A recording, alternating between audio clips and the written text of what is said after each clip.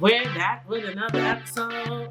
We're back with another episode of Britt Says Yes. If you guys hear noise in the background, the AC is on. It is 93 degrees today in New York. I am whole entire pregnant. Even though my shirt says rose, I do not drink. I am whole pregnant. I am whole hot. I am not about to play with y'all. So y'all gotta meet me halfway. But I hope you guys are doing good. I'm doing quite alright. I've been tired. So I'm in trimester 3, the third trimester. And my stomach is big. Y'all want to see my stomach? Let me get up. I look like a freaking, whoa. Look. Look at how big I am. For the people who stream, y'all gotta freaking check me out on YouTube. Britt Says, BRITTSAYS on YouTube. Yeah, I'm heavy. I can't keep my balance. Like, I'm dealing with insomnia, but I'm here. I had a good weekend. Yesterday, I went to my friend's daughter's 5th birthday party. That was fun. It was a beach party. So I got to go to the beach. I'm excited about that. Well, not excited. I'm happy about it because I already did it. And that was cool. And I got to be around kids because, I'm about to have a kid. So I kind of like feeling out their energy, hearing them out. Like how you say, I like to hear kids out now. I like to see how they move, how they operate. It's important for me. And yeah, and then today is Britt Says Day. And I didn't do nothing else. I went to get something to eat. And that was it. But I am running behind schedule. I usually film Britt Says a little bit earlier in the day. But I'm here. I am here. You feel me? Yeah. That water tastes amazing today. I put like 8 cubes of ice in it. But anyway, today's a topic, because I grab my topics from my life. And today's topic is a little like motivational, a little racially driven, and it's about really just us as African Americans being more assertive. And I think we think we're assertive, but we're not assertive when it comes to, is it business? Yeah, you can say business. So basically, let me tell you what happened. 2 things happened this week. So the first thing that happened, I don't know if you guys noticed in the background, but I got my apartment repainted, or whatever the case may be. So when I got my apartment repainted, or whatever the case may be, first of all, I've been told them that I want a repaint from June 28th. Okay, my apartment just got repainted on July 21st. And the project took 3 days to do. No problem. Well, it is a fucking problem. Because they sent one painter here. Why you gonna send one painter to paint a whole room? I felt, if I was, because this is the thing. When people come to paint your house, somebody has to be in the house while they're painting it. So who's to say, what if I had to go to work? What if I had stuff to do? Like, would it have been a 2-month project? You feel me? Like, you can't just be like sending one person. Like, I have a work, I'm pregnant. Like, come on, knock it off. So I felt like, number one, why the fuck would y'all do that in the first place? Do you know my timing? Do you know my life? Like, you feel me? So I'm telling Femi, if y'all know by now, Femi is my homie. Like, yo, what's good with them? Why would they bring one person? Blah, blah, blah, blah, blah. I understand that men, they try not to be confrontational. They think being argumentative is a female trait, whatever. I'm done with that. But he was like, oh, don't argue with them, da, da, da, da. Blah, blah, blah, something. This is the apartment. What if they didn't give us an apartment? They already gave us the fucking apartment. And we already paid rent. And we already paid first month, last month security. And guess the fuck what? They need to pay the fucking apartment. Period. And I knew this was gonna happen because it's such a long story. Like, ugh, I'll tell y'all because it's a podcast. So basically, the apartment we got now, before me and Femi moved in together, we both lived in room for rent. So basically, you guys know or may not know, I'll explain to you. In New York City, in a lot of places, not just New York City, I don't even know what I'm saying New York City, like mass states do this. You know, room for rent. So basically, you rent out a room and you have roommates or whatever the case may be. So then I got engaged, I got pregnant. We like, all right, now we might as well live together. For me personally, and I have nothing against people living with people before they get married or anything like that. Because I know a lot of people's like, if she with Femi, why she didn't move in with him? The scuttlebutt, the family scuttlebutt friends. And for me, I never told people because I didn't want to come off offensive because I have friends and family who live with boyfriends. But for me, I've been single for so long that to me, even though me and Femi were dating, I still felt single, but I knew I wasn't single. Does that make sense? Like, I feel like, I don't want to get too off topic because it's not what this episode is about. But I felt like, for me, because I've been single for so long, I've dated people and then it just doesn't work out. I feel like when you boyfriend and girlfriend, at any moment you could break up. And like, I'm not about to be living with you and now I'm not liking you and we gotta move out. And I feel like it's not a commitment. Like, to me, that's just how I feel. I don't feel like that's commitment.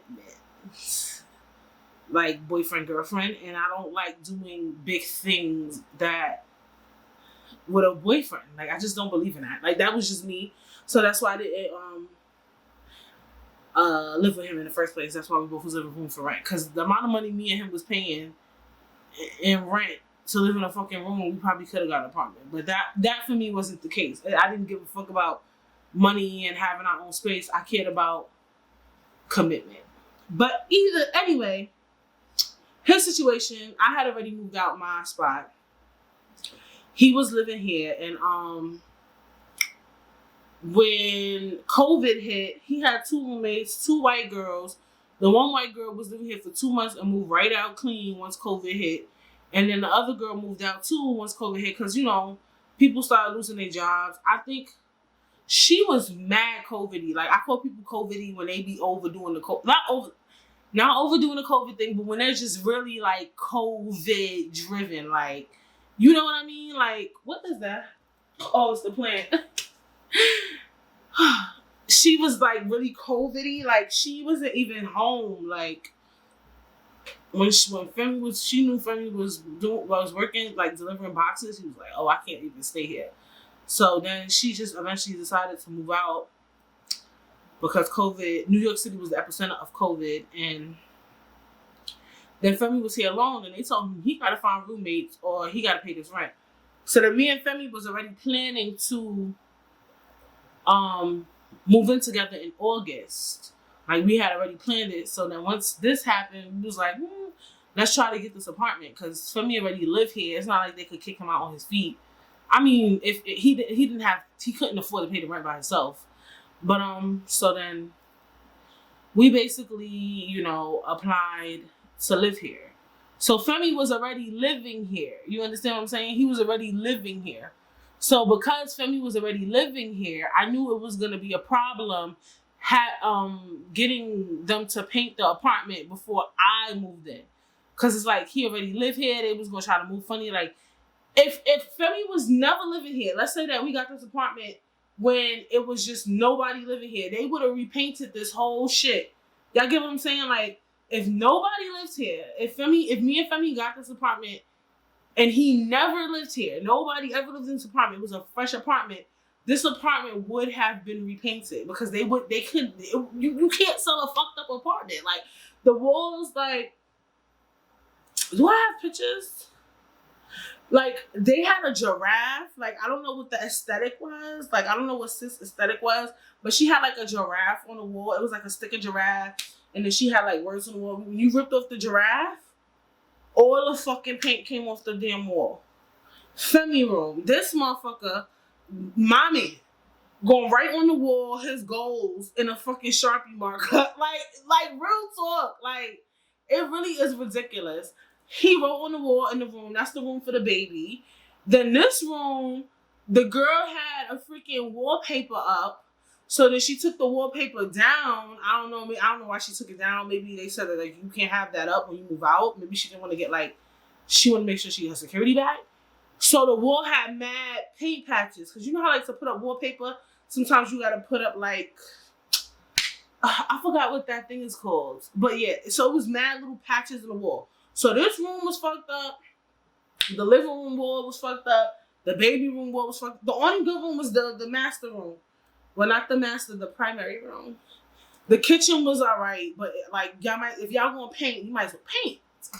So my thing was, Femi was like, oh, we could paint. I'm like, I'm not buying paint. I'm not painting nothing. I'm pregnant. We're not paying a whole apartment. We don't own this. We rent it. They own it. It's their job to upkeep it. Our job is to pay the rent. So I told them, well, I asked, I'm like, since we basically new tenants, we got a new lease, can we get our apartment repainted? Boom, boom, boom. And it was like, sure. But then they took mad long with it. Then the painter came. The paint man came to look at the apartments. I guess I thought he was coming here to see how much people he's gonna need, how long it's gonna take. And he did do that. He checked to see how much rooms it is so he could give them a quote, a price, the management company or whatever the case may be. But all in all, it took 3 days. I was pissed. And I let management know, like, look, we pay this amount of money in rent. Our rent is not cheap. You know what I'm saying? So my thing is like, we pay all this money in rent. Y'all got your rent money. Y'all got your money. My apartment needs to be painted. And then the thing was with that was we couldn't really unpack because you can't have all this stuff on the ground while they painting. Like, yeah, they could put plastic over it, but still everything has to be centered. So this one guy, he was coming here painting all the time, painting, boom, boom, boom. And at the end of the day, on the last day, on the third day of his painting, he was like, you know, I made sure that I did everything right for you because when we came here, the guy was like, oh, like they don't do for their people. He was like, when we paint white people apartment, they go hard. He said they go so hard. Like, he'd be like, oh, did you get this spot? Did you do this? Did you do that? Like, they be going mad hard, sending mad painters. He was like, my boss was telling me to just paint it one and done and go. Like, hurry up. Don't make it this big fiasco because I was black. Like, we don't, and he's saying, like, we don't care. Like, we not fussing about nothing. We not going hard about nothing. Like, and that's true. Like, black people don't be going hard enough. Like, we feel like when we do stuff, we're going to look like the angry black woman, angry black man. But if you paying for something, like, I'm going to be transparent. I always be transparent. This apartment is $2,450. That's virtually half of $5,000. I don't give a fuck if this shit was $1,000 to keep it a buck with you. Like, if I'm giving you money and it's $1,000, $2,000, like, I'm gonna expect you to meet certain expectations, period, across the board. And I feel like as black people, we need to have those certain expectations. Like, I feel like we always don't want to look angry. We don't want to look ghetto. But white people be going mad hard all the fucking time. And it's not considered ghetto. And not just white people, Asian people, Indian people, whatever. They be going mad hard for no reason. And when they do it, it's like, oh my God. And when black people do it, it's like, oh my God. Why? And the thing is, I want us all to be on the same page because I feel like it's collective thinking. Like, you know how, like, I feel like people know, like, let me not do this to this white person because I know how they give it up. You get what I'm saying? Like, when it comes to white people, right? I feel bad saying white people, but it is what it is. I feel like people like, let's not do nothing stupid because they quick to sue. Or let's not do nothing stupid because they're going to complain. Like, when you get around white people, you feel like you got to act a certain way. You got to be a certain way. And I feel like As Black people, we need to collectively start moving like that. We really do. Like, we really need to start moving like that. Like, I was telling Philly, like, I'm not being aggressive because he kept asking me over and over again, oh, Brittany, don't complain about this, don't complain about that. And I'm like, how you telling me not to complain about something I pay for? Like, because you scared of management. We already signed the lease, Brody. They told us this is our shit for 12 months. You gonna kick me out on what grounds? Because I told you to paint your shit. The shit is on the lease, buddy.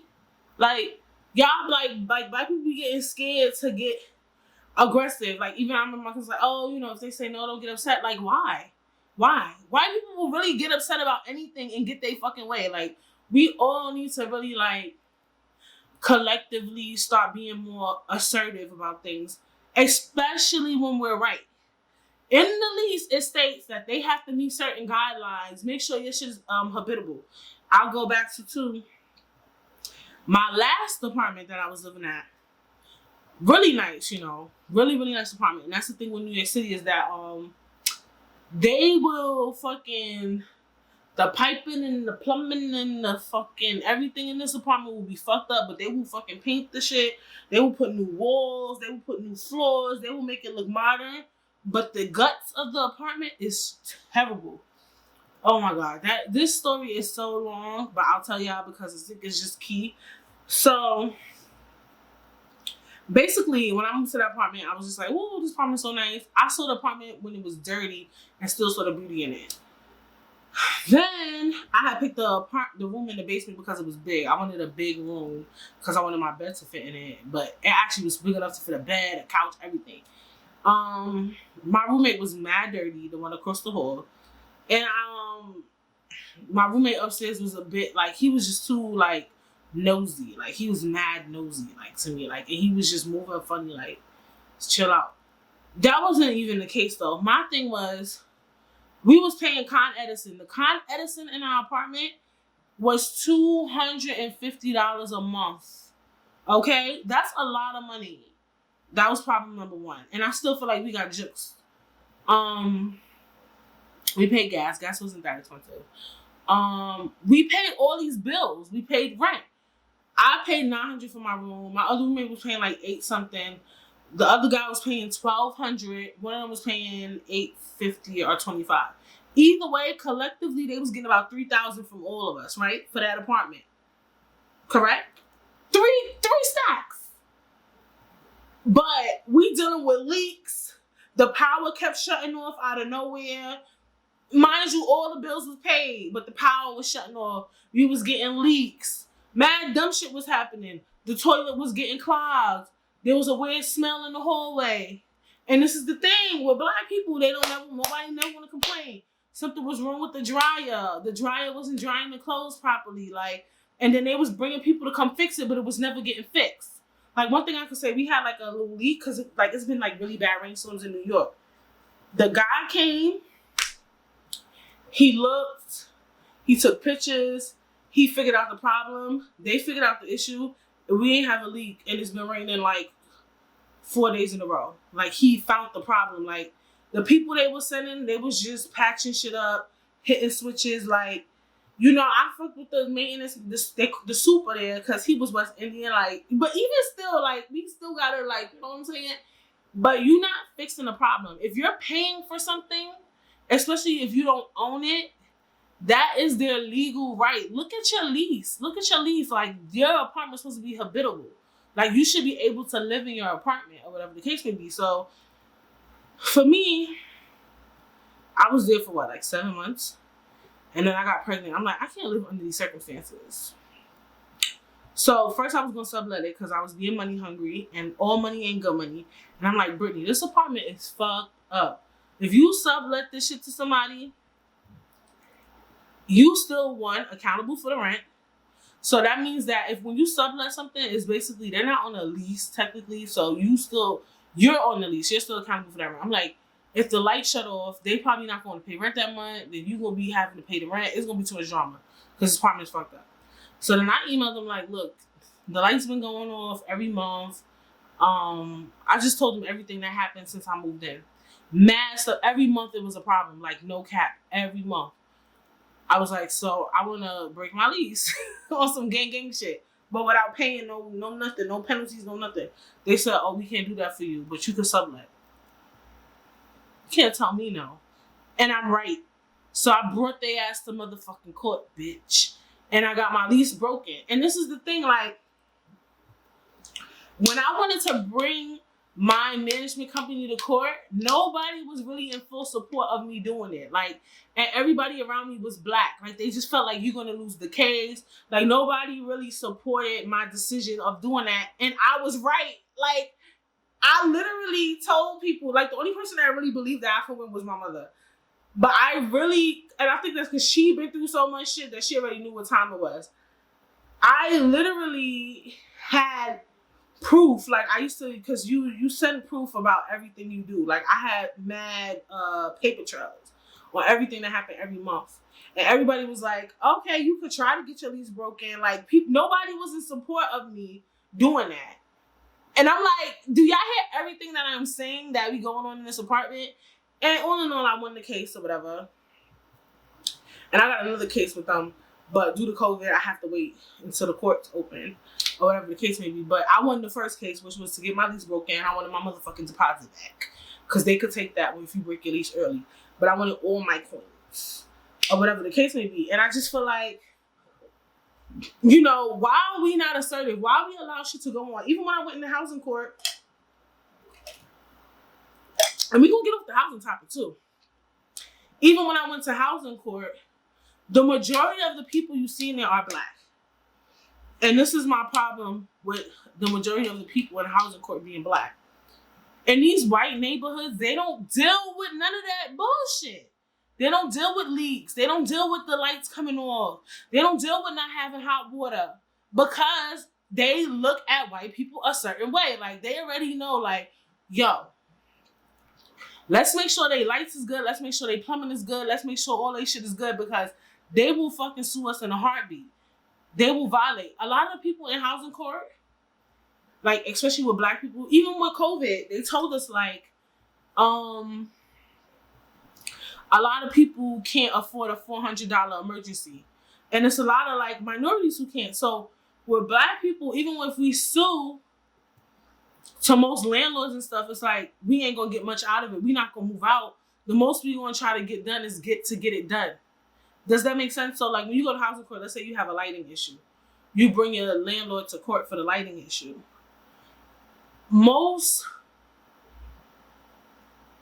I don't want to say most black people, but most minorities cannot get up and move out their apartment if they have a lighting issue because they might not have first and last month security. Their credit might be fucked up. They can't leave that apartment. I had the luxury to be able to move back to my parents' house, but what if I didn't?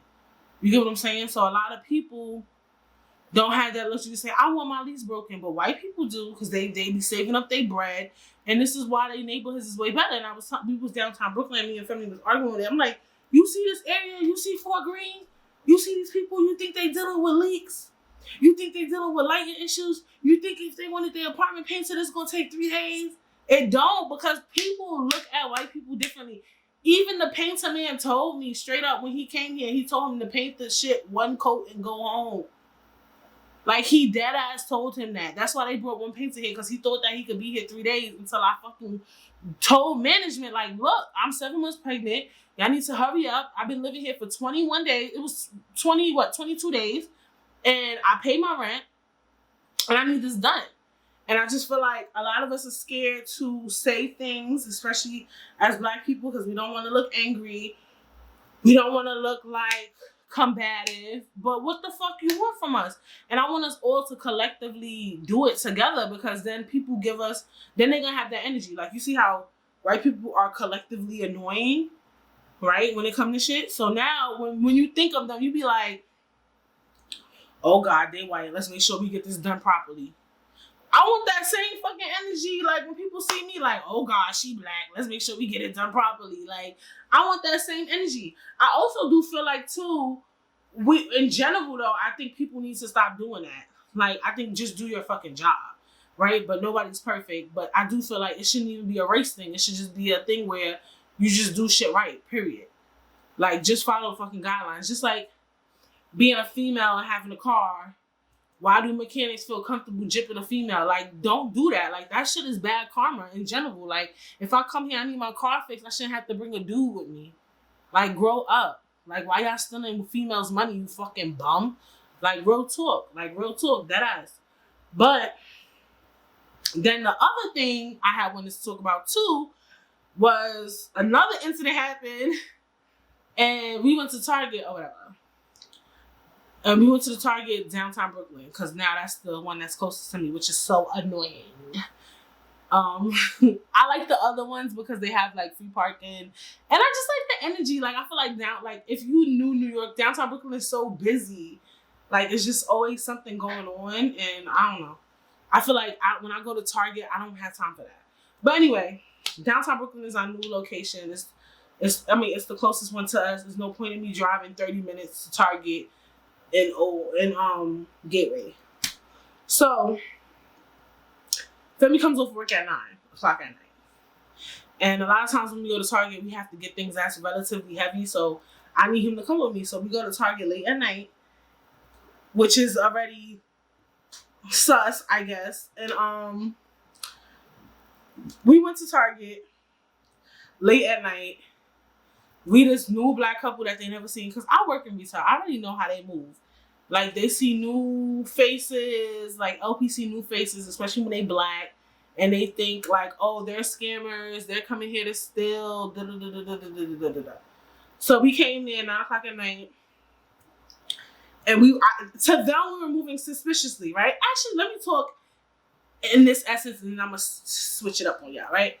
So we came in looking suspicious. At first we went to the cart, then me and Femi was like, nah, we're not gonna buy nothing big. All I went to Target and got was things to hang my paintings or whatever. And then I don't know that Target. Femi don't really go to Target like that. Like, I don't know that Target, so I didn't know where a lot of stuff was. So we was moving mad funny in there to them. We was just don't know where the fuck we going. Like, we asked everybody, where's the home department? Where's this department? I really don't go to that Target at all, or whatever the case may be. And then when we went there, some guy was acting crazy, and I was like telling Femi, like, I don't want to go in the elevator with him. So we was just moving mad suspicious the first night. We went there one night, then we had to go there again the next night. Why we had to go there again the next night? We needed a mop. Well, Femi wanted a mop. We needed a drill. We had to go get a drill, and Home Depot was closed. And then I had one of the hamper. We ended up getting mad bullshit. We went there the second night, or whatever, and I felt like the security guard was following us, and he was following us, because what had happened was, first we saw him, and then Femi was like asking him like, I forgot what he asked him, like, where's the mops and stuff. Like, I don't know that Target at all. I think all Targets the same, they not. And then we asked where a hamper was.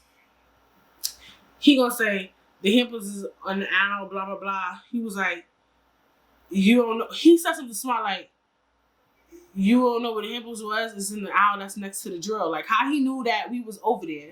Maybe because he had a drill in his hand. I don't know.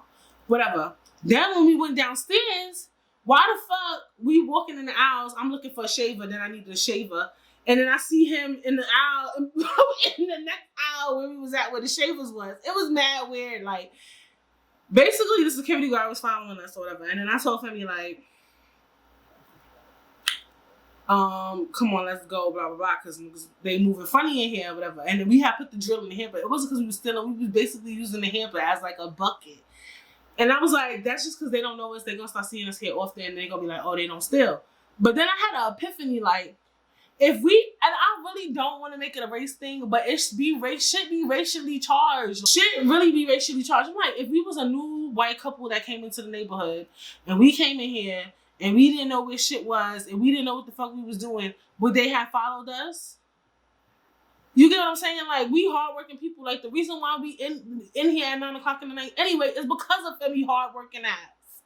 Like, that's the reason why we gotta come here mad late, is because he worked up until 9. So now we in Target at the last fucking hour, because he's a hardworking man. He works. He goes to fucking work. And it's like, you could be black and work. We're getting stuff for our apartment. Like, we just trying to be regular day fucking citizens, and we being treated like fucking criminals. Like, and then I was about to accept it, And I'm thinking in my head, like, that's kind of fucked up because I feel like if we was just like this new white couple in the neighborhood, they wouldn't even pay us a piece of fucking mind. They dead ass wouldn't pay us not one mind. Like, they would just be like, oh, look at this weird white couple who don't know where the fuck shit is. So, for me, it's just like, I even felt like I was wrong. Like, for me, I feel like we gotta stop accepting things. Like, I feel like we accept so much. Like, for me to have been like, oh, when they see us more often, they'll know we're not thieves. Bitch, if you ain't see me steal nothing, I ain't no thief. And why you on my heels? Period. No, if you never seen me take nothing, you never seen me steal nothing, you never seen me rob nothing, then bitch, I'm not a thief. It's not that I come here often, it's that I don't steal. Y'all catch my drift? Like, we really need to be more, like, aware of the way that people treat us because we're black. And we are knowledgeable of it. Like, when all this stuff happened, where we was, like, on our really revolutionary kick after George Floyd, we all were talking about the things that we experienced due to racism. But I really want for us to be about it. Like, if I ever feel like if somebody follow me, I'll dead ass press them, like, or some G shit. Like, is there a problem? Period. Like, y'all need to be on that type of wave. Like, we need to really get on that energy. Like, real talk. Like, I really believe that. Like, if you feeling funny, you feeling froggy, bitch, leap. Like, if you feel like you somewhere, the service ain't good, say something about the service. Like, I've always been like that. Like, me and my friends always give it up. Like, if we go to a restaurant and we not feeling the service or something go wrong, I ask for a discount. Or we be like, can I see a manager? And let me tell you the first reason why I do that too, because I work in retail. And people love to complain, boy. People love to complain. You hear me? So sometimes I'm like sympathetic to the people that work there, but then it'd be like, all right, now y'all dragging it. Like, so you gotta really, like, I feel like we all need to be on it. If you experience service and the service is too slow, or people taking long, or somebody forgot about you, or you had more than one mistake in your time frame, be on it. When I take flights, I always bring this up. I think I brought this up in another podcast episode. I have took a business class in college or whatever, and the professor was just talking about all the stuff she ever got for free from complaining. This white lady, and I thought she was racist in general, period. But neither here nor there. But she was just talking about how she got free flights, vouchers, gifts, all from complaining. Just from complaining. Refunds from complaining. I'm like, look at Karen. Look at Karen, modern day Karen, bitch. And she just talked about, like, if you get bad service, just complain, you know. And I was just thinking, like, wow, like, a lot of black people don't complain when shit don't go wrong. I mean, when shit go wrong. And look at all these things we missing out on. I'm the type, like, now if it's really wrong, I'll really say something because I deserve that, right?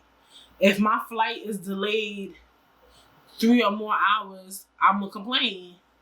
If anything go wrong, I complain. If it's really wrong, and I feel like we all need to do that. Don't be afraid to complain, like, cause people dead ass be wrong, like, for real. And like I said, white people be dead ass complaining, and they get so much stuff from it. So ever since then, I've always been on that wave, and I feel like I just want us all to be on that wave, like, where we just shit don't go our way, and it's really wrong because I don't want us to just start complaining about anything. But if you, like I say, right is right and wrong is wrong, and don't be afraid to, like, put your foot down. Like, I put my foot down, especially when it comes to money. Like, if I pay for a flight, even though I'm good at getting flights, my flights, I only do $300 and cheaper. Unless I'm going somewhere lavish, I'll do $400 flight round trip. But still, $200, $300 ain't cheap. And then you gotta consider you might lose a day at the hotel because your flight is fucked up. You losing a day on your trip, so you gotta consider that. That's my money. You playing with my money because I pay. Let's say my hotel is what, $200, $150 a night. You playing with my funds. But let's say I had a car rental for the day. They don't give a fuck that I lost the day. I'm not getting that money back.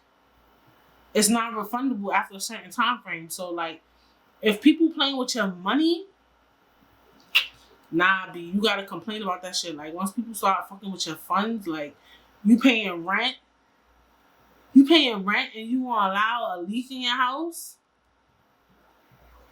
make it make sense. Make it make sense. Like, you pay for food, and you gonna allow motherfuckers to undercook your shit. You gonna allow somebody to disrespect you, and they be wanting tip. Make it make sense. Like, I just feel like it's just like a collective thing. Like, always be that person like, oh my God, please don't say nothing.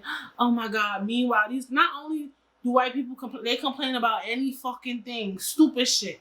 Just like the Karen that was complaining because the black people brought a grill to the fucking park and they're not supposed to do. They complain about every and anything. If you ain't learned that and that's because white people are entitled. I don't think black people should act. We should act entitled because we built this shit. Let's get into it. We can get deep. We can go into history if you want. If you want a history lesson, we are entitled to quite a lot. Let's keep it 100. I just feel like we gotta be more demanding. Like, the next time something don't go your way, and I like, make sure you put your foot down. The next time you want something, make sure it's right. You know, and especially as women too, like, I feel like, you know how they say it's a sexism thing with women and men. Like, when women complain, it's like we're being bitchy. When a guy complains, he's being assertive and things like that. So as a female too, put your foot down. If you paying for stuff, like when you, I don't even know, you paying for somebody to do something for your event and then they do some half-ass shit, put your fucking foot down. Like, start like giving it up. Like, I give it up. When I ask people to do stuff for me, and I said I wanted it this color, then they gonna give me some other color that I didn't pick out. I'm like, that's not the color I asked for. Like, and there's nothing wrong with that. Or people, I've seen so much stuff where people done stuff for people and then they fuck up what they do, and then the other people, like black people, be like, I don't want no problems with them. It is what it is. Like, why? Like, we really need to, all of us need to start being demanding, because once we start doing that, then people will give us the respect we deserve as well. That's how I feel. Like, when that painter told me, like, when they go to white people's house, they make sure everything is da-da-da-da, and the white people be on top of them too. But then you come to my house and you think you gonna fucking bring one painter and then y'all gonna do one fucking slab of paint? Oh, you found the right one. And I had told my management company, then the guy who ran the paint, he came in, he was like, oh, is everything okay? Are you okay? Why? Because I didn't go to you complain. I complained to my management company. So they could be on your fucking heels. And they definitely brought a second painter in here the next day or whatever the case may be. So hurry up and fucking paint this shit.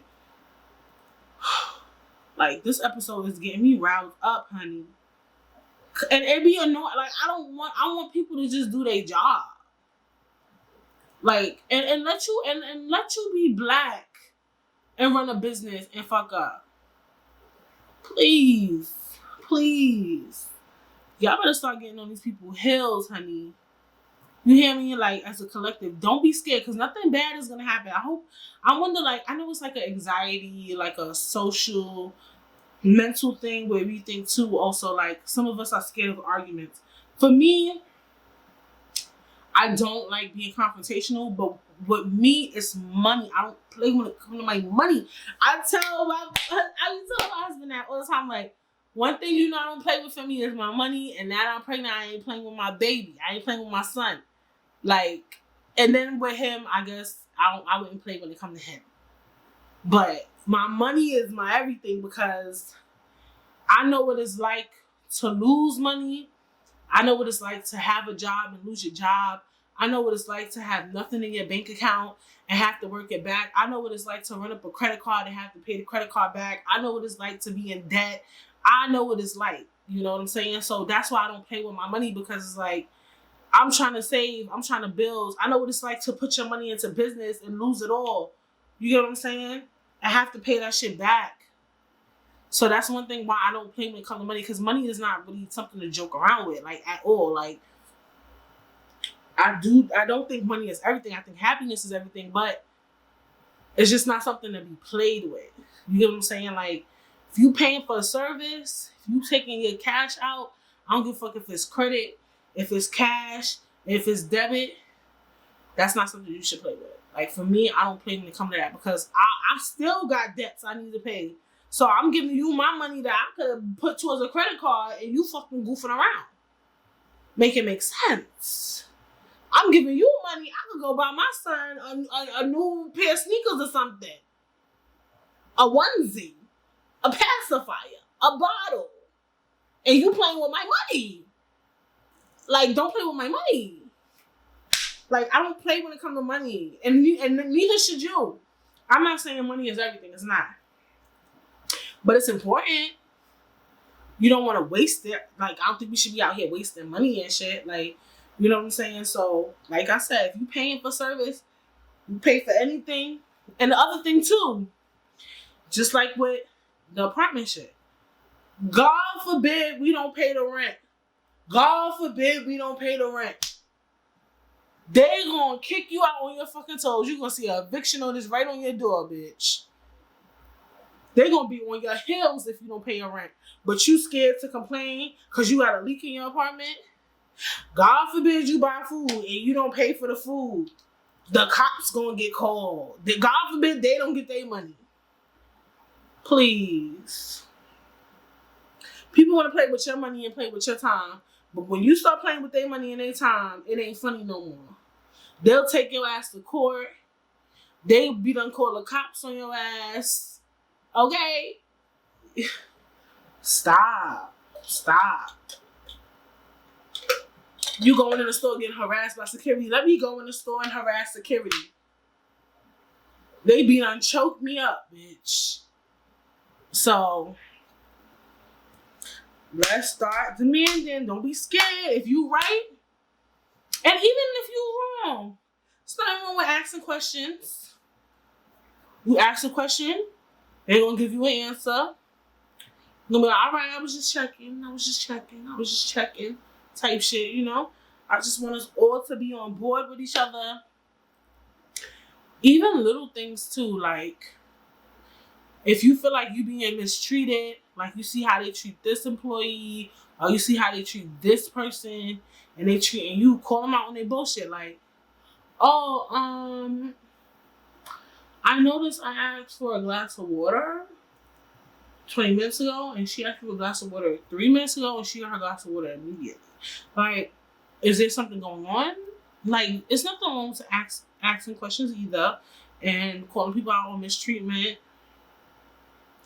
Or if you really about it too, then you could leave too. Everything ain't in need of an argument. If you feel like you're being mistreated, ain't no point in staying at that point. You may as well leave. But if you involve money already, you already done put a down payment down, or you in a contract or something, or you shopping, you giving your money to a company,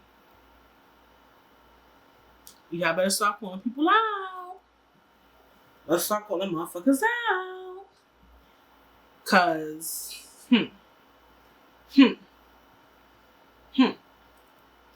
But that is this episode. I don't even know what I'm gonna name it yet. Cause all this stuff happened this week. Hopefully I have a better week next week. And I was just thinking about mad stuff that we deal with all in all together. And I was like, I'm a pod about this. Cause this episode gonna be good. It's gonna flow. It's gonna be easy. And yeah, you see, I could come up here and really be rooting for black people. And then, 2 weeks ago, I just was talking about, but I actually said, that's the thing, I be clickbaiting y'all, but I actually said really good things about black businesses. But I did bring up pricing. You guys can check out that episode. I will link it in the description box below. Make sure you guys subscribe. If you are a streamer, you listen to it on Spotify, you listen to Apple Podcasts, on Spreaker. Make sure you like, comment, and review. And yeah, make sure you're doing the do. I'm coming to you every week with a topic. I hope you guys are enjoying. I'm enjoying it. Like, putting on my makeup, looking from the camera, talking to y'all, uploading, doing what I can. Follow me on Instagram _Instagram. Follow me on Twitter. Britt Says 2 S's. And yeah, I hope you guys